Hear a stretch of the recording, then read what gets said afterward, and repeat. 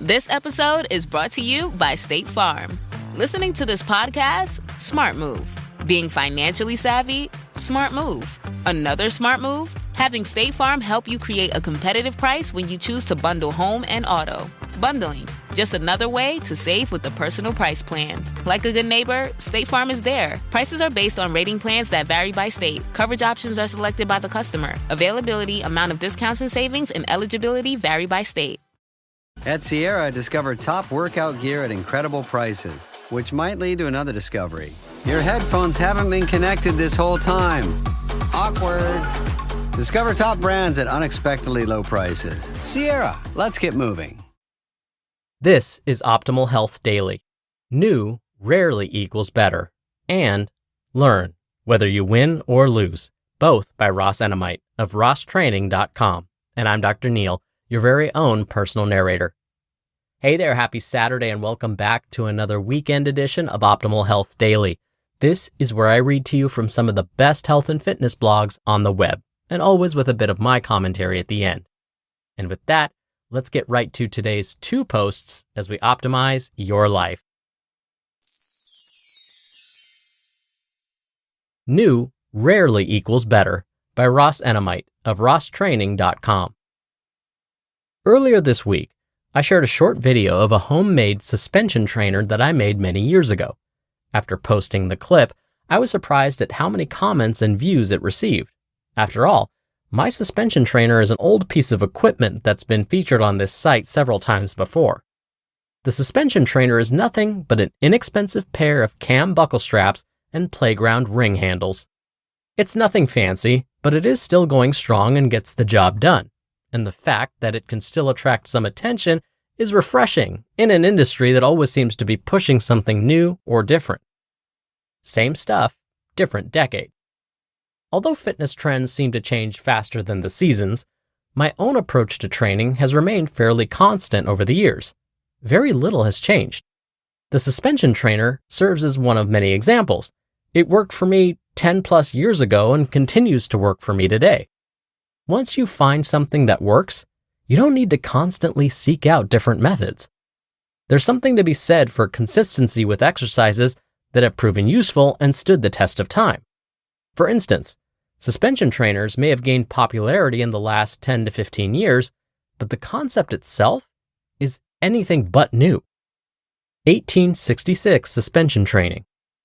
In 1866, there was a book published titled Athletic Sports for Boys that featured a homemade suspension trainer. Perhaps I'll sound strange for saying it, but I think it's neat to be working with a device that's similar to what athletes were using 150 years ago. It was challenging then, and it continues to be challenging today. Very little has changed in that regard. Take-home lesson. Believe it or not, I'm not writing this entry in hopes that everyone makes or purchases a suspension trainer. Instead, I'm using the tool to highlight the idea that effective forms of exercise are anything but new. And furthermore, when you find an exercise or tool that works, there's no need to abandon it after a few months just because someone said you need variety. As I've said before, adding variety to your routine doesn't mean knocking everything down and starting from scratch. It's possible to remain consistent with exercises that have proven beneficial while including subtle forms of variety to prevent staleness. Don't be fooled. In today's social media-driven world, there's plenty of online personalities who make a living by constantly pumping out new or recycled material. These so-called fitness celebrities often train no one but themselves. As a result, more and more exercises are being invented today than ever before. Thus, it's important to understand that not all exercises have been devised with your well-being in mind. Plenty of movements have been created for no other reason but to satisfy the creator's need to provide new content. When it comes to exercise, though, new rarely equals better. Regardless of your goals, there's plenty of established exercises and routines that have already stood the test of time. And I don't say this to suggest that there won't be times when improvements can be made, but such occasions aren't nearly as common as some would like you to believe. Final thoughts. In summary, when it comes to exercise selection, I'm a big believer in the idea that less can be more. I don't need to perform countless exercises to be healthy and strong. I rarely stray too far from a handful of basic movements and tools that have served me well throughout my life. There's no reason to fix something that isn't broken. So, while my old suspension trainer may seem archaic compared to many of the newer models, it works well for me. I'm not defined by the equipment. Instead, I define myself through the consistent effort that I apply to whatever exercise I perform. Hard work does not depend on a particular movement or tool. It's up to the individual and can be applied to almost anything. Learn, Whether You Win or Lose, by Enamait of rosstraining.com. Quote, "You're never as good as everyone tells you when you win, and you're never as bad as they say when you lose."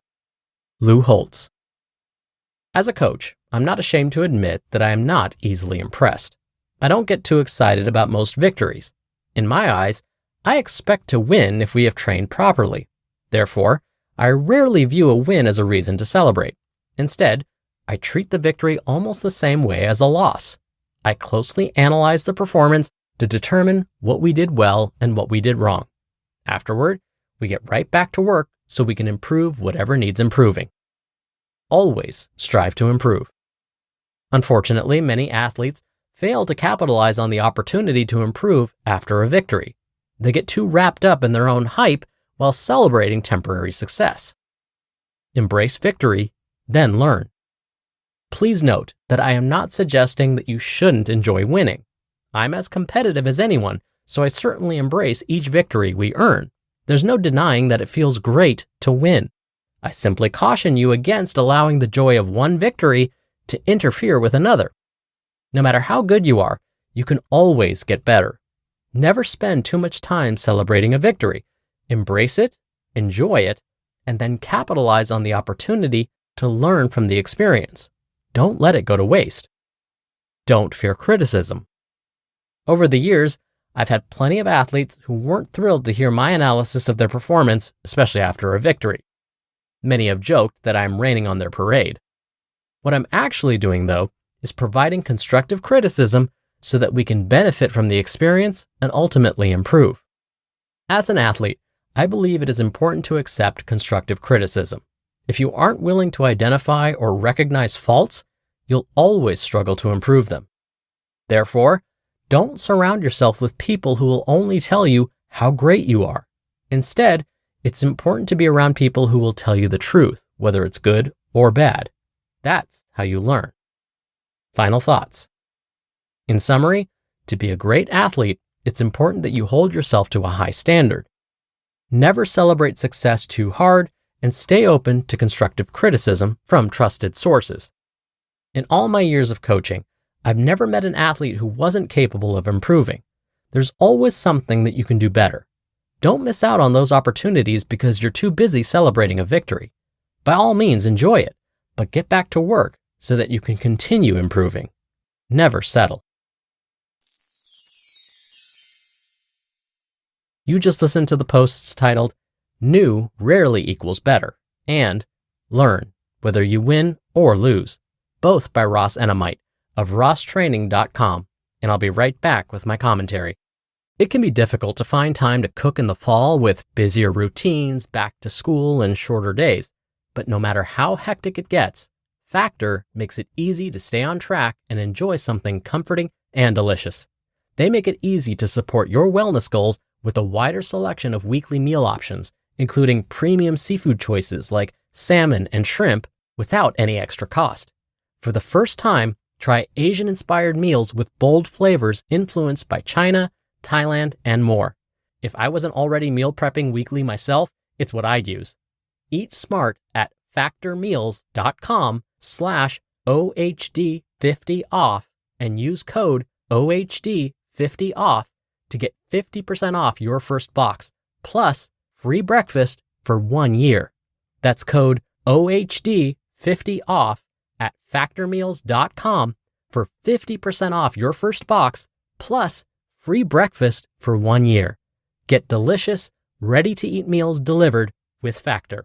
Offer only valid for new Factor customers with code and qualifying auto-renewing subscription purchase.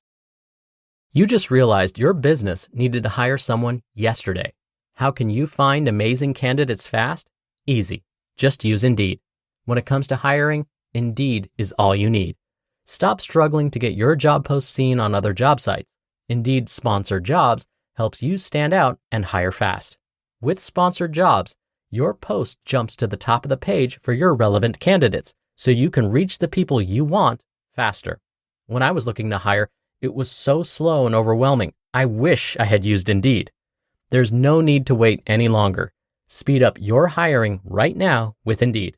And listeners of this show will get a $75 sponsored job credit to get your jobs more visibility at Indeed.com/health. Just go to Indeed.com/health right now and support our show by saying you heard about Indeed on this podcast. Indeed.com/health. Terms and conditions apply. Hiring? Indeed is all you need. Dr. Neal here for my commentary.